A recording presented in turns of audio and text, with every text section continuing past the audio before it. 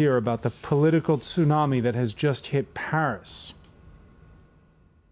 Il a trompé les plus hautes autorités du pays. He fooled the highest authorities in the country, the president, the government, all the French people. It's an unforgivable mistake.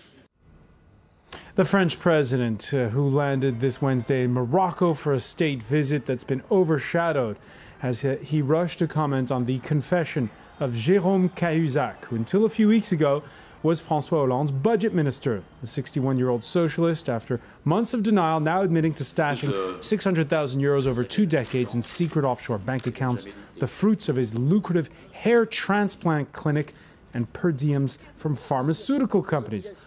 Otherwise put, the man Hollande put in charge of cracking down on tax evasion. This photo from a November 20th press conference outside Paris, all the while had secret accounts in Switzerland and Singapore. We're going to not only follow the money of Dr. Cahuzac, we're also going to evaluate, less than 1 year after the Strauss-Kahn affair, the impact on France's embattled political establishment. Today, in the France 24 debate, he lied. A look at the Cahuzac case. With us to talk about it, she's a columnist at the Sunday Telegraph, Anne-Elisabeth Moutet. Welcome back to the France 24 debate. Also with us, Aude Baron, deputy editor of the nouvelleobs.com, the website of the French news weekly magazine Le Nouvel Observateur. Welcome as well. Also with us, Thomas Guénolé. He teaches at the French Political Science Institute, Sciences Po. Welcome, sir. And welcome as well to New York attorney Alexander Blumrosen. Welcome to the show, the France 24 debate, where you can join the conversation on Facebook and on Twitter. Now, after months of denial, first came 2 weeks ago the resignation, and then on Tuesday, the confession. The denials were made in public, the confession in private. Last December, in front of his colleagues and the TV cameras in the National Assembly, Jérôme Cahuzac categorically denied any wrongdoing after the French investigative website Mediapart published evidence that he held offshore accounts. I do not have, nor have I ever had, offshore accounts. Not now, nor ever. He repeated the denials on French television and radio and filed suit against Mediapart, but a formal judicial investigation into Cahuzac's finances began. He resigned from his post as junior budget minister while continuing to protest his innocence. But on Tuesday, a spectacular backtrack. In judges' chambers, Cahuzac admitted he had stashed 600,000 euros in a Swiss bank account. He later released a statement on his website. I was caught in a spiral of lies, and I made a mistake. I am filled with remorse. Cahuzac had had the support of the French president and prime minister when he made his repeated denials. I spoke to him to tell him that he had betrayed us. I told him that he had lied. And for us, that was profoundly shocking. President François Hollande's approval rating was already taking a beating. Now the revelation that the man who was in charge of the country's finances was a tax fraud comes as a major embarrassment for the government. A major embarrassment after such staunch denials, and Elisabeth Moutet, on the floor of the National Assembly. Yes, I mean, in France, you do not own up to a mistake, because then it's a bit like the Roman arena. It's thumbs down, and then you're absolutely condemned by everyone, especially people who've known you for quite some time and supported you, and that's exactly what we're seeing him now. He is at fault. He should not have lied, but he was lying because he was desperately hoping that it would not come out. And it's a fascinating tragedy in many ways, and it's also a political upheaval. He was lying because he thought it might not come out. He thought he had a fighting chance. Why is that? I think we should ask the expert, but I suspect he thought that it was so difficult to go and investigate, especially since he'd moved his Swiss account to Singapore, which is supposed to be very opaque. And what we know in the past 5-7 years, and I'm sure I will be borne out by the specialist, is that the French tax people now have incredible means and resources, and they've become electronically extremely savvy. They've got new deals. They've got more powers in France to investigate you. They can listen to your telephone and get a warrant for this afterwards, for instance. There's all sorts of means that they have to find out things in France and abroad. And he himself, even though he was working as the minister of some of these people, he still could not sort of hide it. Alexander Brumrosen, is it indeed harder to follow the money? I'm not sure if it's harder to follow the money, but he must have been at least naive and possibly much worse, because he was in charge of the tax fraud issues at the Ministry of the Economy. He knew what tools were available. And as we just heard, and this is in fact the case, since 2008, governments around the world have cracked down. They've cracked down on money laundering, they've cracked down on drug money, on terrorist money, and on individuals who are not paying their taxes. And there is a panoply now of tools available to governments to go get information from neighboring countries, including now in Switzerland, that Mr. Cahuzac clearly knew about because he was implementing those. So it's hard for me to understand how he thought he was going to get away with it. I suppose the question is how early he moved his money from Switzerland to Singapore. Well, apparently he moved it in 2010, from all reports that we have heard. But the prosecution has said that he is potentially liable and is being accused of what they call money laundering, blanchiment of fraude fiscale, so recycling money that was hidden from the French treasury in accounts, and those accounts go back to 1990. So the accounts were opened in 1990, and he kept putting money into them during that time. Okay, so accounts opened in 1990, and it's the way the story has broken this week, it's of course upstaged François Hollande's state visit to Morocco. Hollande recording a statement before touching down in the Moroccan capital. It's an outrage committed against the Republic. The alleged facts are themselves intolerable. To hold an undeclared foreign account. All the details will be made clear, and the judiciary will do its work getting to the bottom of this, with complete independence.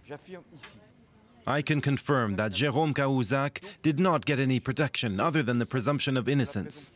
He left the government at my request at the start of the inquiry. What has happened is an enormous shock, since it is a total breach of our values. Did not get any political protection. However, Le Monde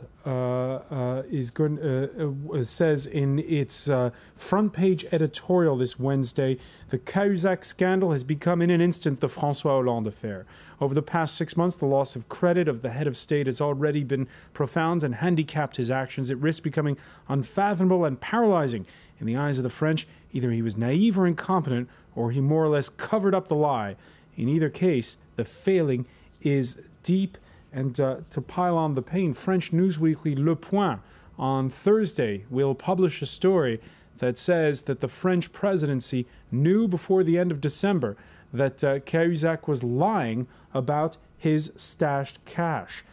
Thomas Guénolé, is this a storm that's going to blow over? Or is François Hollande in trouble? Well, in fact, you, madam, were speaking about tragedy. Well, we could say there is something rotten in the Kingdom of France nowadays. Nowadays, the idea, once again, just like during the 90s in France, the public opinion feels that any politician in France has to be corrupted, has to be rotten. That's the problem here. The idea that someone who is the head of the budget in France can lie to the face of all MPs and to, it's not just that he lied, it's the way he lied with, straight poker face, no problem. I mean, we can now understand what Americans felt about Bill Clinton. It wasn't what he did, it was lying about it. So we have a problem of public trust here. It's something that can not easily be repaired, and to be honest, I don't think it can be repaired at all. Aude Baron, do you agree? Well, actually, when you read most of the reaction of the internet, especially on Twitter and the blog, it was interesting because you had a reaction in 3 steps. First, it was, just a shock. And everyone, for example, was retweeting, the news saying, oh my God, impossible. And then you have a second step and everyone accused Cahuzac, and judging him. And you can read since yesterday the word of being very strong. Of course, what he did, is shocking. But on the Socialist Party, everyone is condemning him. And the third step was the emotion. And there was a very striking emotion. It was one of the socialists, Gérard Filoche, and he was on the show on television. And actually, we interviewed the journalist who was supposed to interview him on a totally different subject. And just before entering on the set, 1 minute before, they told him, okay, maybe we should talk about Cahuzac. And they said yes. And then they were on live. And you could see him, he's only almost crying. And this image, this video, is just, being almost seen. Crying because he genuinely felt betrayed? Because he was so angry. Because he just couldn't understand. And as Thomas Guénolé was saying, it wasn't what he did. It's the fact he lied, and he lied and he seemed to be very confident. And that seemed, all the socialists, they feel betrayed. At the outset of this affair, a divorce, that of Cahuzac and his wife, Patricia, an acrimonious one by the looks of things, that is still ongoing, the divvying up of their assets, helping Anne-Elisabeth Moutet to trigger the leaks in this case. It's one of the lessons of the recent scandals. You have Cahuzac, who ought not to have divorced so badly from his wife. Before that, you had another French politician, Thierry Gaubert, who used to be budget minister under Chirac, and whose wife, the Princess Helen of Yugoslavia, shopped to the French authorities for all sorts of things, because also the divorce had been very bad. And in Britain, of course, we've got the amazing Chris Huhne case of the environment minister who asked his wife to take points for speeding because otherwise his driver's license would have been withdrawn, and who lied repeatedly about this. And the British are sort of fairly serious about these things, and both he and his wife have gone to jail over this. And the reason why his wife finally shopped him was that he left her for his parliamentary assistant. So the lesson is be very careful about what you do if you either your private life is above suspicion or your financial life is above suspicion, but you can't have both. You can't have both. And in this case, we're seeing also, this is another interesting aspect, how he got the money. And a lot of people in France are now discovering his private life. This is a man who, besides being a politician, was a doctor, a successful one, and who had, along with his wife, a clinic that did hair implants. And there's also questions about relations with pharmaceutical companies. You were mentioning, Thomas Guénolé, about how the feeling that all politicians are corrupt. Is there also this general feeling, you could say, when you speak to businessmen now, that all businessmen are corrupt and that you have to always sweeten the deal if you're talking to a pharmaceutical company? When you're just talking about it with clients, is that something that comes up? I've personally have never come across that in my practice, and I'm not sure it's a generalized practice, but I think what we have here is a case of money laundering that is really quite simple, naive, and minor league. This is simply a doctor 20 years ago who was getting either kickbacks or consulting fees and wanted to avoid paying taxes on it. And so he found a way to put that money in Switzerland.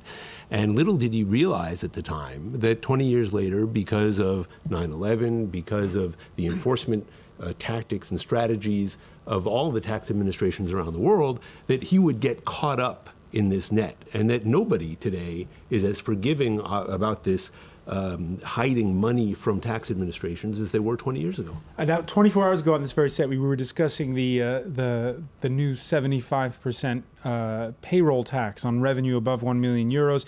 One of the panelists was mentioning how, in any case, the rich never pay taxes. Are you suggesting that that's no longer going to be the case in the future? Oh, I think the rich have ways of what they call optimizing their tax situation, which do not include putting the money that they have gotten in France or elsewhere into a numbered or an unnamed account in a foreign jurisdiction. They have a much more sophisticated means of optimizing their tax situation today. All right, a couple of reactions on our social networks.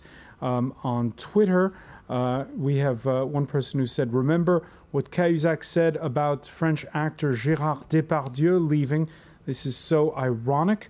And we have Eric in Ho Chi Minh City in Vietnam saying, the French have the nerve then to preach to Africans and other developing countries about good governance. Thomas Guénolé, is this affair, again, going to be something that tarnishes the perception of France and of this government and its promise during the campaign to make a fresh start of it when it came to previous affairs?